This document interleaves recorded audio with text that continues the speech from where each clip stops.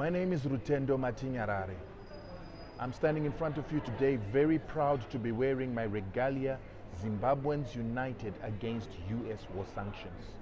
I'm proud to be wearing this outfit today, particularly after SADC has said that the 25th of October shall be the day that SADC countries come together to fight against these sanctions that are on Zimbabwe.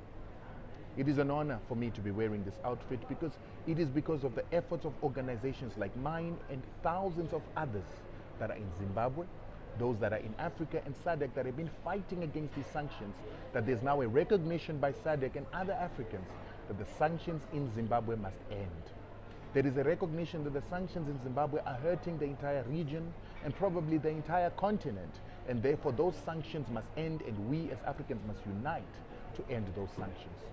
More critically, there seems to be an understanding in Africa that neocolonialism and hegemony on the continent, which is what these sanctions are, they're a collective punishment on Zimbabweans to make an example of Zimbabwe, to discourage any other African country from taking its resources and its land to give its majority peoples.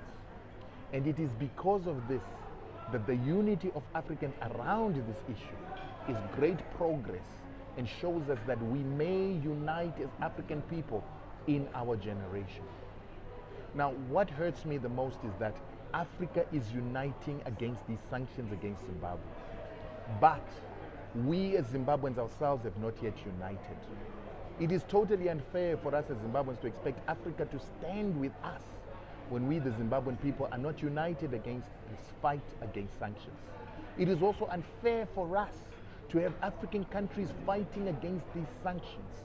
The South African president speaking against these sanctions, the Tanzanian president speaking against these sanctions, the head of SADC speaking against these sanctions, and the AU speaking against these sanctions, while some of our own Zimbabweans are calling for the very same sanctions. It becomes counterproductive for Africa to want to unite with Zimbabwe if we as Zimbabweans are not united. This is why this initiative, Zimbabweans Unite Against US Sanctions, is the very first step in us fighting these sanctions. We need to unite as Zimbabweans. We need to love our nation as Zimbabweans. We need to identify these sanctions as warfare, and we need to identify ourselves as citizens having the first responsibility to fight any nation or any enemy against the nation of Zimbabwe. And this is why it is important now that our government begins to take the issue of sanctions as important by educating our students, educating the nation about these sanctions.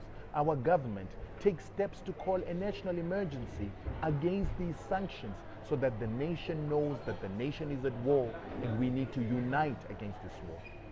The fight against sanctions does not start with trying to remove sanctions.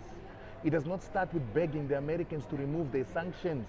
It starts with us as Zimbabweans organizing ourselves to mitigate the effects of these sanctions, uniting ourselves to be able to first of all come together as a people, to love our nation, to identify our enemy, and to begin to fight these sanctions by being productive, producing our own food, being self-sufficient. And that is going to require us to look after our seeds so that we do not buy seeds from companies that belong to the same countries that are sanctioning us. Keeping and taking care of our organic seeds, ensuring that you use organic fertilizers so we stop importing fertilizers to bring self-sufficiency back to our people. One of the major reasons why Zimbabwe is losing its food self-sufficiency is, first of all, yes, the drought, but the sanctions are playing a part in the aspect that our farmers are being forced to buy seeds every single season. They need to use fertilizers and chemicals that are imported, which is why even the Command Agriculture lost a lot of money because of importing fertilizers. We need to stop importing fertilizers. We need our farmers stopping from buying seeds by going back to our organic seeds, our traditional seeds, and intercropping and utilizing organic fertilizers that are going to stop us from being reliant on importing from the same countries that have sanctions on us. We have to start producing our own fuels. Ethanol needs to become a part and parcel of how we produce our own fuels. We need to become less dependent on the countries that are sanctioning us. And when we produce, we need to rely on trading with other Africans, giving our food and products to other Africans, processing our own agricultural produce as the base of our economy to take us forward. From there, As Zimbabweans, we need to grow the confidence that we have the capacity to grow ourselves. We have the capacity to produce whatever we want and the solutions to our problems. And we have the money, the resources in the diaspora, looking at how much we bring into Zimbabwe every year, looking at how much we're saving. 89% of our savings are saved outside Zimbabwe. We have the capacity to bring up our own investment, home-biased investment, to grow and provide for every need that we have in Zimbabwe.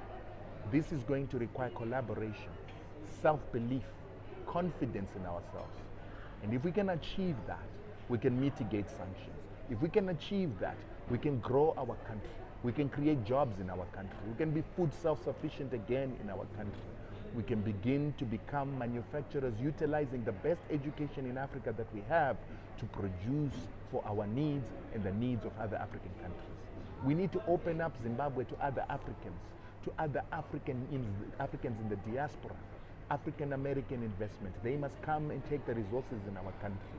We must stop looking at Europeans as investors and yet not looking at our own Africans as investors.